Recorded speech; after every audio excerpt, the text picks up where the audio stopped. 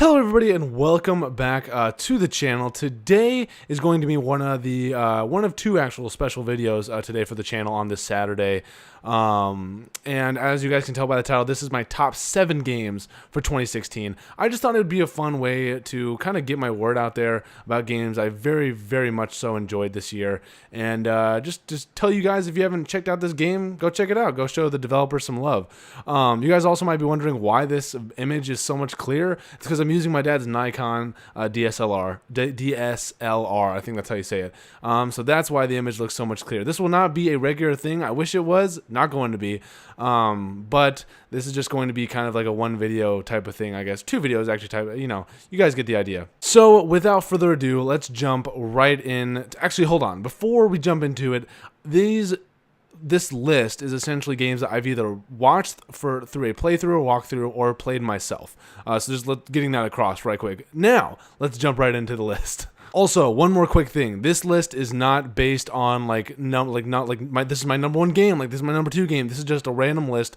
These games are not in any particular order. So now, for the 3rd time, let's jump right into it.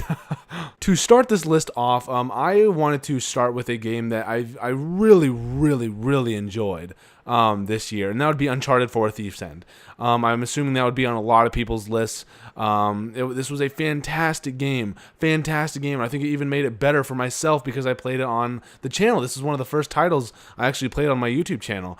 And I think one of the things that really captivated me was the world. The world was fantastic, and the story to go along with that world just complemented the game that much more. Seeing faces like Nathan Drake and Sully come back together on this adventure to take it on together was fantastic. Seeing them both together again after a couple years after Uncharted 3 was awesome. And then seeing also some new faces, Nathan Drake's brother, the antagonist in this game, Nadine, seeing all those characters come together to make this whole game was amazing. It made the experience that much better.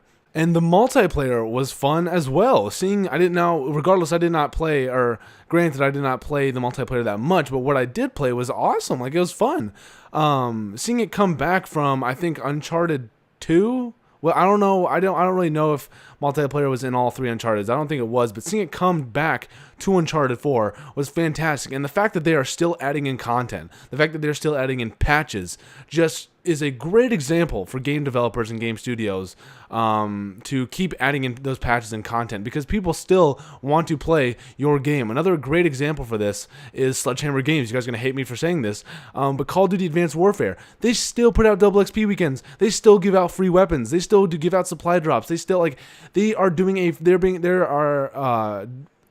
setting a fantastic example for that kind of mold, for adding in content and patches after your game's been out for 2-3 years. It's fantastic. So good on you, Naughty Dog, and good on you, Sledgehammer Games. Also, the ending of this game was just how I wanted it to be. If I could wrap up the adventure of Nathan Drake in the 4th video game, in the 4th installment of this franchise, this is how I would have envisioned it.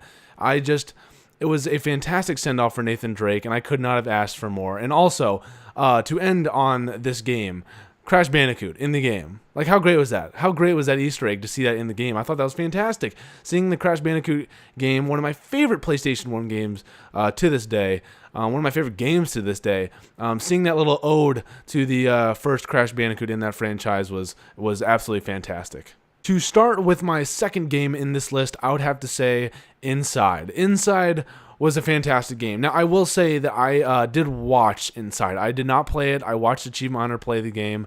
I watched an entire playthrough, and it was fantastic. It was fantastic. Being a huge fan of Limbo and watching Achievement Hunter play Limbo as well, and playing it for myself, I was a huge fan of this game. The world in this game, although it was in a sense a 2D side-scroller, was fantastic. Seeing this world, the bleakness of this world, and as weird as this might sound, the bleakness of the world definitely added to what the story was trying to tell. And talking about the story, oh my god, the story was fantastic. It's crazy how a game can tell a story without no words being spoken. That is the power that I love about video games, and is really honestly one of the reasons why I want to be a game designer. I also think I love this game a lot because the gameplay was very similar to Limbo. They didn't really veer too off from that path. They really kind of looked at Limbo and said, how can we change this to the point where an audience will enjoy another story, but in this world.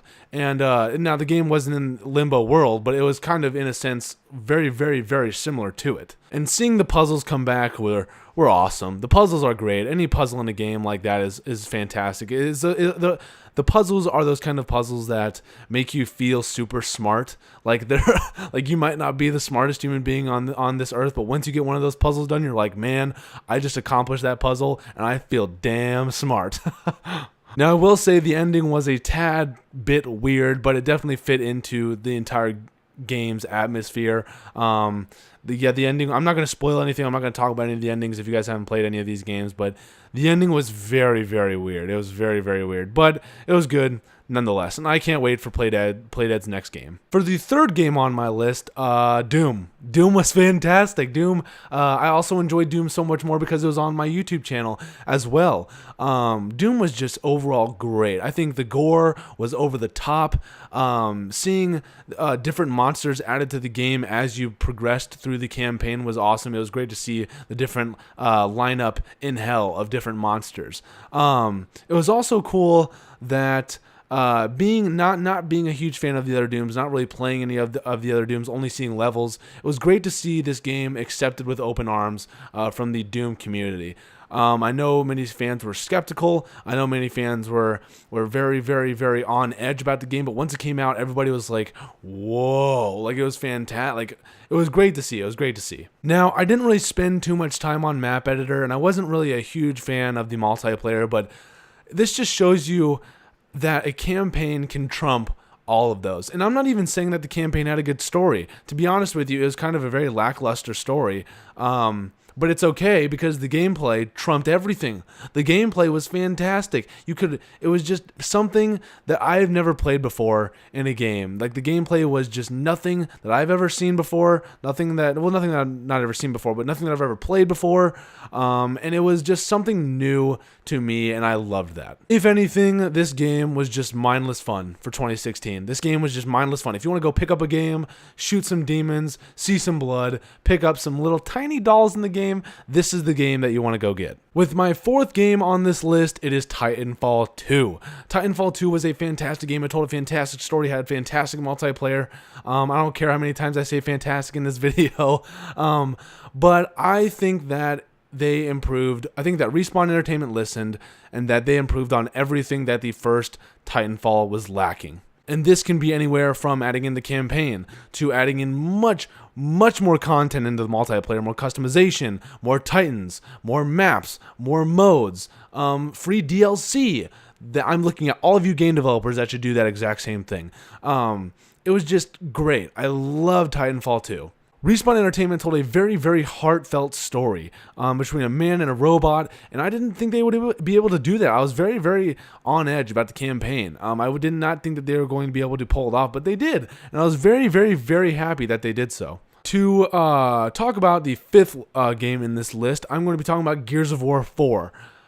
As being now, I played the second one. I don't really remember any of the second one, so I'm very new to this franchise, and playing this to get me into the franchise was fantastic. The story was pretty good. I wouldn't say it was the best story, but it was pretty solid. This is one of those campaigns, one of those games where I just want to keep on killing enemies. Like, killing enemies is so fantastic. Chainsawing enemies down, like having that missile gun come down and just kill enemies. It's fantastic. And I loved the story. I've always loved the gameplay mechanics of Gears, to be quite frank. I think that it's a very unique take on the third-person view of video games. So that's already got me hooked as well. And to end on the Gears of War 4 game, the ending boss fight was dope. The ending boss fight was awesome. I'm not going to talk too much about it, but like using helicopter blades, like, who doesn't love that? That's freaking awesome. For the sixth game on my list, I'm going to be talking about The Last Guardian. Now, I was not hyped about this game at first, I will say that, but I bought it mainly just for the channel, for you guys to watch. I didn't really think that I was going to enjoy it that much, but I did. I enjoyed it so much. To be honest with you, I probably enjoyed it so much that it is the best story-driven game I've played in 2016. The way Toriko is made to follow commands and gestures in the game, like it was fantastic. What? It's as you guys can tell, it still boggles my mind. The dude, this beast, is huge, and it moves so flawlessly through this world, and the way it follows the boy's commands is fantastic as well. Now, I will say, talking about the boy, he was a bit clunky at times. His controls were a bit off sometimes, but I think that, for me anyway, it was easy to look past because the game was just absolutely phenomenal. And I loved how the story was based around this old man. You didn't know at the beginning, but this old man who was telling this story about this boy and this beast coming together and going through this very, very odd castle-like atmosphere, or this castle-like world, and not knowing where to go or what to do. They just wanted to get out of there. And I thought that was absolutely amazing as well. Now, should this game have taken 6+ years to make? No, I don't think so. I think Sony put it off for fairly long time, that was not needed whatsoever. But were the fans happy with it?